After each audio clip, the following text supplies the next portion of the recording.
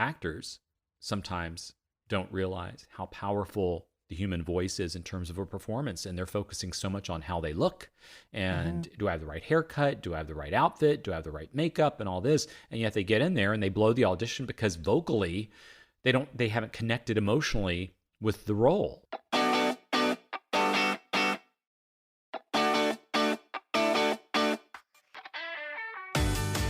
Welcome to Audio Branding, the hidden gem of marketing. I'm your host, Jody Krangle, and this podcast will discuss just how sound influences our behavior. I generally talk about this in the context of advertising and marketing, but there are other places this is important too. I really feel that it plays a much more important role in our lives than maybe we realize. So let's delve a little deeper. This is the second part of my interview with Jeff Howell. When you're listening to auditions now, or when you feel ad agencies are listening to auditions now, and the quality of the studio environment is wildly different from one to the next audition. So how do they make their decision then? Are they actually listening to what the actor's trying to do and how well they've connected with the script, or are they completely lost by the quality of the recording? Well, I think the answer to that is it depends on how bad it actually sounds. Because let's say, for example, if you are recording in an environment that isn't ideal, but you're clear and your acting's exceptionally good, then I don't think it's going to work against you if it doesn't sound like you're in some sort of ISO booth. Sure. However, because on the other side, if you're in an isolation booth, but you're a terrible actor, you're not going to book the job. That's true too, yes. But if you are, let's say, for example, recording and you're recording on your phone, for example, and your phone is away from your face, it's not right up to your mouth, and there's just a lot of ambient noise going on, it could potentially play against you, even if your acting is good, because all things being equal, let's say there are 5 actors that are great actors, but there's one that the sound quality is just a bit better and they're able to hear it better. That's going to probably influence their decision-making process just a bit more. Sure. I'd say the most important thing is make sure your volume, the level is consistent, because I think that's the biggest complaint I have is that I'll get a whole line of auditions. Let's say I'll be listening to 20 and I'll hear a bunch that are just sounding very present, and all of a sudden I'll hear one and it's really soft and it's harder to hear. That does affect my decision-making process a bit more, because if it's really hard to hear and I'll crank up my volume, but then it gets hissy and it just doesn't sound right. Sure. That I think that it's the responsibility of the actors to make sure that whatever they're sending out is at least has a certain level of quality where it's not distracting, you know? Yeah, that makes sense. Yeah. Yeah. So taking this a little full circle, because we were talking about global, I wanted to ask you about the dubbing, because when you work with Netflix, I'm assuming that they're dubbing these productions of theirs so that anyone around the world can use or can access that show. How is that working now? And, because obviously, again, this is coming into the whole technology thing. We're having to all work from home. So is dubbing still working out well right now, or can you talk to how it worked previously and how it's working now? Okay, well, there's a lot in there that you just asked me. So I know, anyway, I'll start by saying that we're experiencing a very interesting time right now with the dubbing world, because the streaming services are looking for content, and Netflix realized, and smartly so, that it's they can have an original feature or an episodic created in a different part of the world, and then they can just farm that out to various offices around the world and have them localized, dubbed into that particular language. And then now they didn't have to spend the money on an original production in that particular market. They could just have it dubbed and play it in that market, and it's quite a bit cheaper. It's cheaper to dub than it is to create a whole new show. And so that's a very smart model. Sure, and it means they have a ton of content now that they can, sell out to a whole bunch of people in everywhere. Exactly. And we're all watching a lot of Netflix right now. Right, exactly. And this is a great time to be Yeah. in streaming services because people are trapped at home looking for programming. Totally. So anyway, but the thing is this, the dubbing world, listen, dubbing has always had a bad rap. And I think it's because it was done poorly many, many years ago. It was just a matter of just trying to just get something, slap a voice on there and air it. But what Netflix has realized is that people are receiving programming differently these days. The general public, we're distracted by many things. And so, for example, let's say you can watch many, many films and episodics with subtitles, but the minute you look away from the screen, you miss what's being said. Yeah, very because true. we don't realize how much we get from even when we're not watching the screen because we can still hear and understand what's going on. So when you are distracted, whether it's by another device that's around you, whether you're looking at a phone, you're getting text by someone while you're watching something, if you are listening to something that's been dubbed, you're still getting that information, so you're still able to enjoy that experience. Also, I was telling someone the other day, a lot of people watch Netflix on their phones or on small iPads, so reading subtitles might be a lot harder than if you're reading it off of a big screen and you're off your television. So Netflix realized that there's definitely a need for this. And I think also they were willing to throw some real money and support in the creative. And so now they hire teams, these dubbing companies, to hire adapters that take the scripts and create adaptations that work culturally and visually because we match the lip flap with the words that are said on the screen. So the adapter really spends time trying to do that. And then they hire voice directors to do the casting and direct. And so that's where I come in. And I'll cast them and we hire the actors. They come in and they're reading off of a cue on the screen. It's not the 3-pop anymore as much. I mean, they're still, some companies are still doing that, but for the most part, it's we call it voice cue. It's a cueing system that goes across the rhythm band across the screen. And you read the line as it's being delivered by the actor on screen. And then we line it up so that it works as best as we possibly can. It's not a perfect science. And I personally, when I tell people to watch certain shows that I've worked on, I just go, listen, if you start watching and you're trying to watch for the dubbing, it's almost like we screwed up if you can see that it's been dubbed. You accept it's a dub, but you listen for the performance. And if we get it close, whereas with it starts on time and ends on time, then you kind of forgive the lip flap issues a little bit because you're involved in the story, in the performance. So we really focus on story and performance. And I know when I met with Netflix early on, they said they really wanted to focus on good casting and good directing, good performances. It's not just people just replacing the words; they're actually acting the words. Yeah. And so it's a whole new world, and it's I've had a huge outreach in terms of trying to find talent because I've dipped into the theatrical community a lot more for these because it's really about the voice acting. Yeah. And of course I use a lot of the voice actors I've worked with because I love their work and they're great actors, but I've also gone outside a little bit of the voice community when I need something really specific. And there's some wonderful voice actors out there, and I've been introduced to a lot of dubbing actors out there that are just incredible. So specific as in like what kind of specific? I'm curious. They sometimes it's a matter of, it could be a voice, because we try to get close to the original voice print of the original actor. We try our best to do that. And so oftentimes, especially when the ages are a little bit more extreme, because as you can imagine, in a lot of the features, there are the old grizzly men or old women. And so you don't want to necessarily hire an actress or an actor that they say, I can do older people. Well, no, what Netflix wants us to hire older people.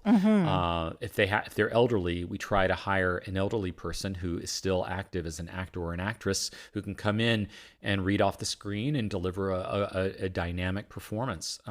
And so usually it's a age issue more than anything else when I'm trying to find something specific, an age or a sound or a combination of both.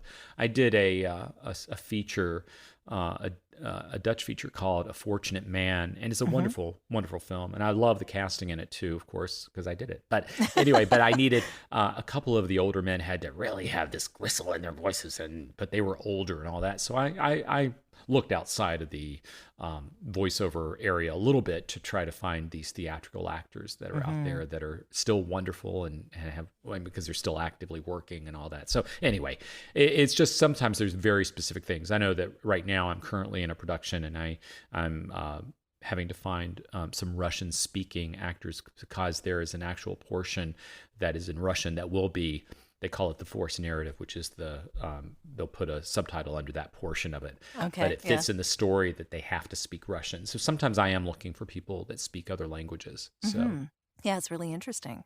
And so what's happening now that we can't be in actual studios? You're still working on this stuff, obviously. So I'm prepping. I'm in the middle of a job right now that before the virus, I had recorded a week and a half. And then when the virus hit, we all had to isolate. So the production has been stalled. But I've been in the middle of prepping and casting, so that once we get back into it, now I'm done with casting and prepping it. It's just now I'm just waiting until when we are able to go back in the studio, and we'll pick it right back up. And then I'll just be cooking, for about 3 weeks or 4 weeks with solid recording. I did see on social media yesterday that an actor friend of mine said that they did a dub session from home, and he said it worked out fine, but that was because they did the 3-pop and they were able to feed that to him. And it was also anime, which is a little different in terms of dubbing than a feature live action. For the type of dubbing that I do with the Rhythmoband, it's more of a visual cueing system. That would be a little bit more technical, because the actor would have to receive the video and to see the Rhythmoband going across his screen, which would mean that we would have to somehow beam that to him. It's possible. I spoke to some engineers about it. It is possible, but I think that there's a bit of a learning curve on our side and the actor's side in terms of setting that all up. And I don't think, as far as I know, I don't think the actors are really prepared for that yet. But if this goes on too long, I have a feeling that once we are able to get back out there, I have a feeling that what's going to happen is that the dubbing companies are going to come up with a contingency plan, so that if we have to isolate again, let's say if there's, God forbid, a viral resurgence in the fall or the winter, as they're saying it could be, and we have to isolate again, I think that we'll be better prepared to be able to work from our individual homes in this sort of manner. Sure. I understand that Source Connect, even though there's a bit of a delay, I believe, Source Connect Pro allows you to work with the video. So if the talent also had Source Connect Pro on their end and they were able to receive the video, it might work. It's just a matter of what the latency would be. Yeah, and I think that, of course, we can account for that in terms of editorials to account for any kind of lag or latency. But the problem is that because part of dubbing is trying to be very exacting with the timing of the language with the visual, that I think it's going to be a little bit harder to do than just a regular TV spot or, some sort of video industrial or animation. Sure. Because dubbing is very technical. People don't realize, and especially sometimes when I have actors in that have never done it before, and once we do it they are impressed and amazed at how technical it actually is in terms of the combination of the analysis of the performance, but also the lip flap. And it's a matter of sometimes we will already have a full adaptation and thinking that it's great, and then the actor will come in, they'll do a couple of takes, and then we realize we need to juggle some of the words within the sentence around to make it line up with the lip flap a bit better. And I think that might be harder, but not impossible to do remotely. But also from a directorial standpoint, dubbing is so theatrical based that and again, it's not impossible to get the performance from in a remote situation from an actor, but I do think there's something about that one-on-one when directing an actor to really give the necessary emotional performance and interpretation in the session. I think that it's that one-on-one that I would really miss and feel a little bit, it would just be an odd experience. It'd be like directing theater, me being a stage director and directing remotely, but still having a visual of the stage and just beaming it into the actor saying, okay, I want you to do that again. I think it would be just harder. There's an emotional connection that I have with my talent when I'm directing that would be missed, and it would be a bit harder, I think, to really connect with them and for them to connect with me and Yeah. to have that experience. So, but like I said, not impossible. And I guarantee you with this crisis that I think that we're all going to be seeing our business done differently from this point forward. Yeah, definitely. I guess the dubbing is more like patting your head and rubbing your belly at the same time Yeah, already. And so absolutely. with the distance, it might be Hmm. even harder to get that accomplished. Yeah, interesting. Absolutely. Yeah. Yeah. When you're doing these kinds of productions and you're trying to match the vocal tones and things that are happening on the original version, it sounds like that's really important. So matching up the vocal types so Mhm. that someone listening or experiencing that production is experiencing it as close to the original as they possibly can, I guess. It sounds like Yeah. that's really important. Exactly. My feeling is that, and I've spoken to Netflix about this, I don't want to go in and presume that I'm going to um, sort of override the original director's or actor's intent. My Mhm. goal is to try to be as authentic as possible and to sort of celebrate and respect the original creative choices of the Mhm. production and just try to adapt it and cast it and direct it to sort of maintain that consistency.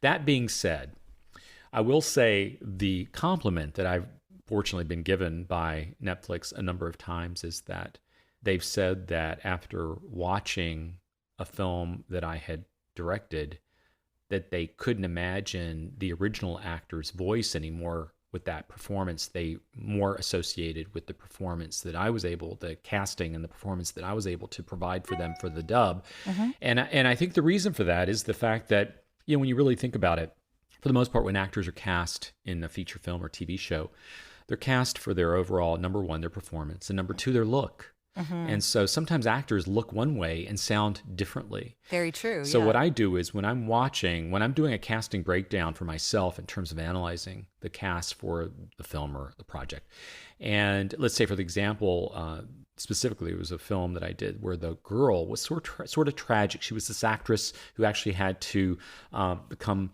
a prostitute to survive, and she was a smoker and a drinker, but she was very sweet. But there was still a little bit of a tortured quality about her. Well, the original person they cast, she looked the part. She was kind of bleach blonde and a little Mhm. hefty, and she, was certainly carried herself in such a way that she fit that character perfectly. But her voice was a little thin, and so Mhm. I ended up casting a girl who had a lot more texture and a little bit more sort of a distressed voice, a little bit Mhm. more, a little edge in her voice, a little bit of tragedy in her voice, and definitely an interesting voice. And so when she did it, and when I listened to her voice and matched it with the picture, it just fit perfectly. And so when it was done, I listened back to the original actress again, and it just seemed so odd to hear the original actress's voice Mhm. coming out of that person compared to the person whom I cast, and the visual matched the voice better, which was kind of interesting. And so then, of course, Yeah. Netflix said, "Oh my gosh, that voice you chose for that girl, she was amazing and she fit perfectly." And that kind of is associated with a comment that, of course, a number of actors have said, "Yeah, I've auditioned for you a number of times. Why haven't you cast me on something?" And I simply say to them, "You did a great job. You just didn't sound like the voice coming out of that mouth, out of that face." Sure. And Yeah. that's it. When I line up a bunch of auditions to the face, I choose the one, and let's say the performance is being equal, of course, I choose the one that sounds more like the performance should be coming out of that physicality, out of that voice. And hopefully it's not too far away from the original actor or actress, because again, I'm not trying to improve anything. Mhm. I'm just trying to do the best I can to bring reality to that performance, based on the original. So again, I'm trying to respect the original as best as I possibly can. Yeah, that's great. It makes a lot of sense too. Hmm. And along those lines, I'm kind of going to bring this into audio branding again, Hmm. more into the advertising and marketing end of things, because I think a lot of companies they pay a lot of attention to the visuals, what their logo looks like, what their colors are, this kind of thing. But they pay a lot less attention to the sound that they want to equate with that. I guess. Exactly. I agree. And yeah, and it has to do a lot with, I think, what they want people to feel. Hmm. So, I guess you have to be more intentional with that. And I would suppose that in your end of this, that you would have to either educate or at least carry on with what they were thinking, as far as that's concerned. Yeah, Well, I think that, yeah, what you're saying, we could probably talk for 3 or 4 hours on. I think that you're probably people right. Yeah. in general in our industry, whether it's film, TV, advertising, I think not everyone, but I do think there is a problem with a disconnect in terms of not realizing the power of audio, number one, Hmm. and also the power of the human voice. Yeah. And how many times have you watched a film and the sound has been awful? And so I think it ruins the experience for you. It totally Or at does. least it Yeah. robs you of a full experience. You may enjoy the film anyway, but yet it could have been much better had they paid more attention to sound. Hmm. Also, I will say that actors sometimes don't realize how powerful the human voice is in terms of a performance, and they're focusing so much on how they look Hmm. and do I have the right haircut, do I have the right outfit, do I have the right makeup, and all this, and yet they get in there and they blow the audition because vocally they haven't connected emotionally with the role. Yeah. And so, and I mean, listen, ADR stages are always busy because of how many times an actor's delivered a line with the wrong inflection, the wrong intention. And yes, they memorized the line, and yes, they acted the scene, and yes, they looked at it. But when they delivered the line, the delivery of that line blew the entire scene. Mm. And so they have to go in if they have the money in post. Sometimes they don't, but if they have the money and the director is astute to that miss, they'll bring the actor back in and they'll say, "We need to redo this line. You need to say it in such a way that it infers X, Y, Z." Hmm. And you missed it. You missed the right inflection on that line. Yeah. So anyway, so I do think that it's so important in terms of sound and audio, and I just think in our business in general, sound and audio has generally been sort of put on the back burner, and visually in our industry, the visual has always been the thing that people stress more.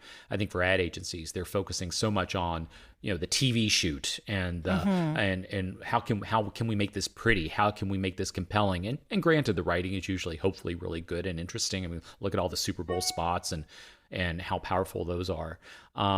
But I think that in general, when they talk about, let's say, for example, radio's always gotten usually sort of a sort of sideline sort of attitude unless they have a specific radio specialist at the ad agency that cares so much about radio, good radio, compelling radio, well-written radio, that they make these campaigns really work. For the most part, they sometimes even pull TV spots and just run them as a radio spot, which is Yeah. terrible. They're not Yeah. designed that way. But that's Yeah. because the ad agencies are trying to save money and they don't have a specific person in charge of it. So they say, well, we have TV and radio. Let's just strip the video off and run the audio as radio and call it a day. It's not good. Not good Yeah, at it's all. not the same thing It's because not the same radio thing. is very much theater of the mind. You need to give someone Absolutely. cues, right? You have the visual cues when you're Mhm. looking at it, but you don't Yeah. have that on the radio, which means you really have to write a completely different spot. Absolutely. Absolutely. I think that I think even now more so than ever before, because of now all this Netflix work I've been doing, it's forced me in a wonderful way to become more engaged with emotions in terms of how to give or to get an emotional performance from an actor, Hmm. and how important that is in terms of creating a sort of fully realized performance. And that has really influenced me even more so now with my directing and commercials and with animation and various other things that I've been directing, promos as well. Although promos is kind of a different area because it's just a lot more just announcery based. But I will say this. How are promos doing right now? Actually, I'm kind of curious about that too. They're from what I know, they're still working. I spoke to probably the biggest promo agency agent yesterday, Hmm. as a matter of fact, and she said she's been busy with having her talent working on all the various networks. I mean, they're still promoting shows and all that. So, and all the Okay. promo actors have always been for the last 10 years have been recording from home. So Yeah. this sort of experience that we're in right now with this virus and the isolation has not affected the promo world at all in terms of that. Now, And they're still promoting programming. In fact, there's probably a lot more promos, I would imagine, going on because a lot more people are watching television and they're trying to drive viewer traffic to certain shows and programming. So I imagine the promo actors are probably busier than ever. I know the trailers are down because no one's in the movie theaters now. So the trailer actors are not working right now as much, if not at all. But promos, I think, are healthy right now. Yeah, that's good. I would imagine. I mean, I'm not on a specific campaign right now myself, so. Well, my only thought on that would be that there's no new shows, or at least they're not. They might start. I guess some stuff has already been produced and is ready to air whenever it was supposed to air. But right, there may not be nothing. There may not be anything new for a while. Is all I'm saying. Well. What's interesting about that is that, and I understand what you're saying, because certainly during the fall seasons and in the wintertime when there are new shows being released, they certainly start airing a lot of promos. But when you really think about it, sometimes they need to promote more and be more aggressive when there's nothing new on to promote, because they need to continue to drive traffic to re-energize the audience that may have already watched or are used to that programming. So they need to reignite that viewer traffic by creating even more compelling promos for that same programming. Really interesting. So to a certain degree, it might even make it more aggressive right now for actors in the promo area to be doing promos because they need you. Okay. That makes a lot of sense. Yeah. Yeah. It's all about just driving viewing traffic to these shows. Yeah. Whatever they can do to do it, they will. I guess so, yeah. So you were mentioning what you're working on now is the dubbing. Are you doing anything else? Yeah, I'm right now, I'm yesterday, today, tomorrow, I'm casting for a PSA project for an ad agency that I work with out here that's going to record in 2 weeks.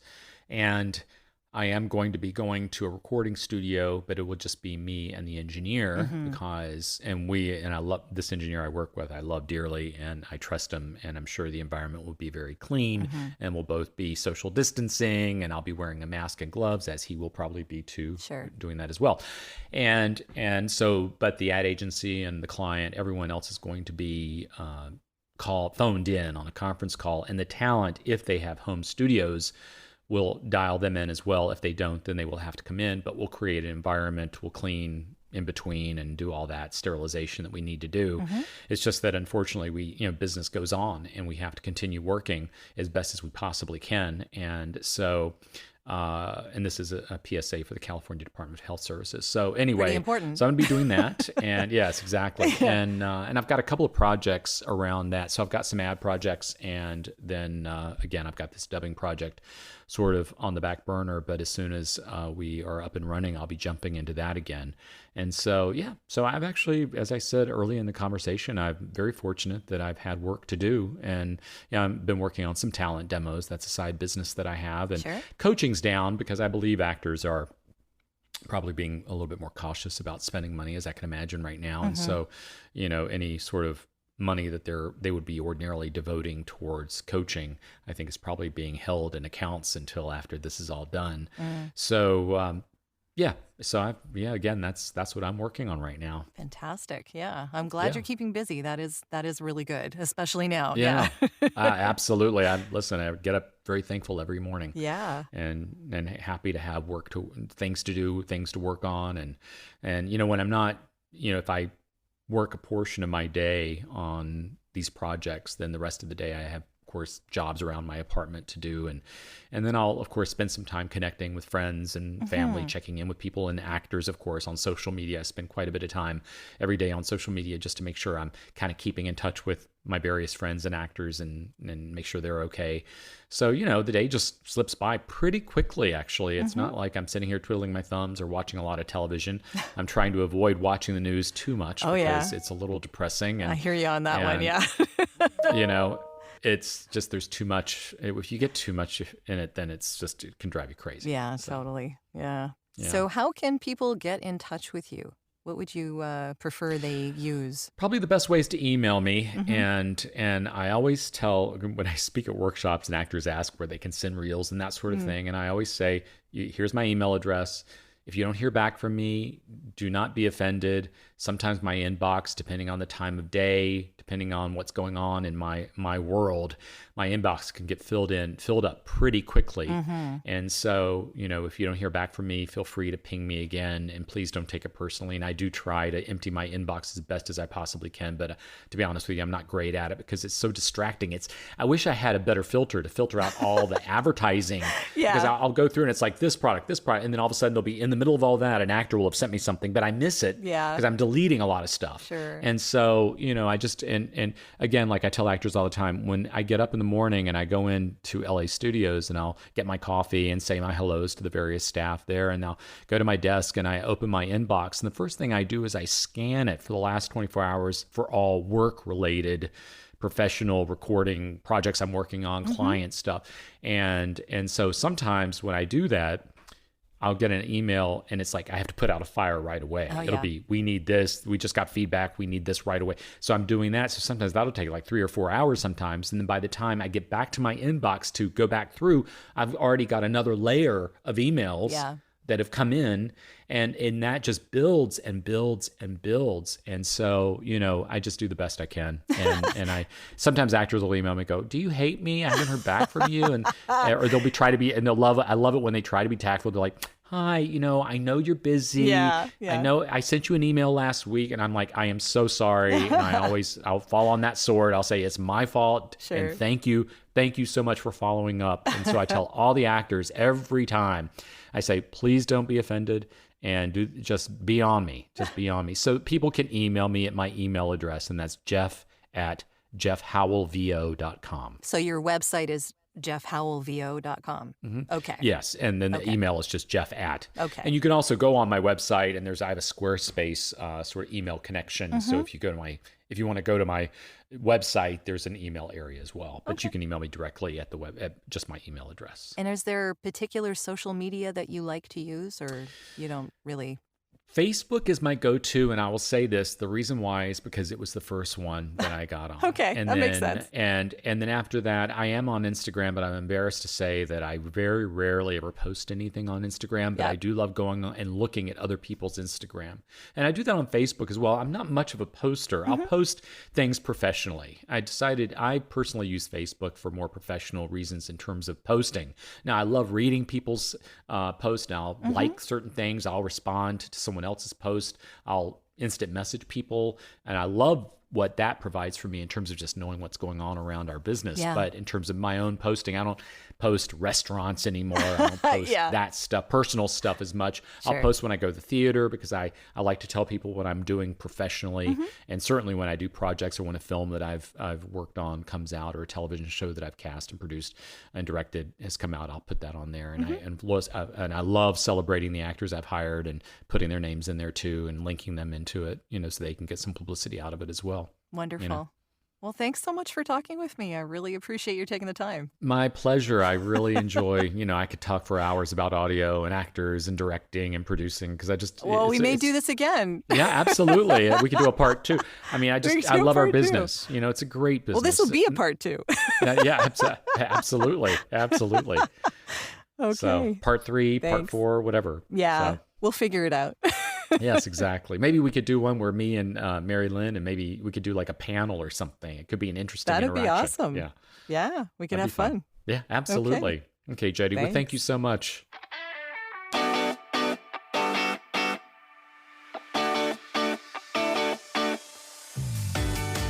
Well, that's the end of this episode. Thanks for listening. And if you like what you heard, please take a moment to give the podcast a review. It's greatly appreciated and super helpful. Until next time.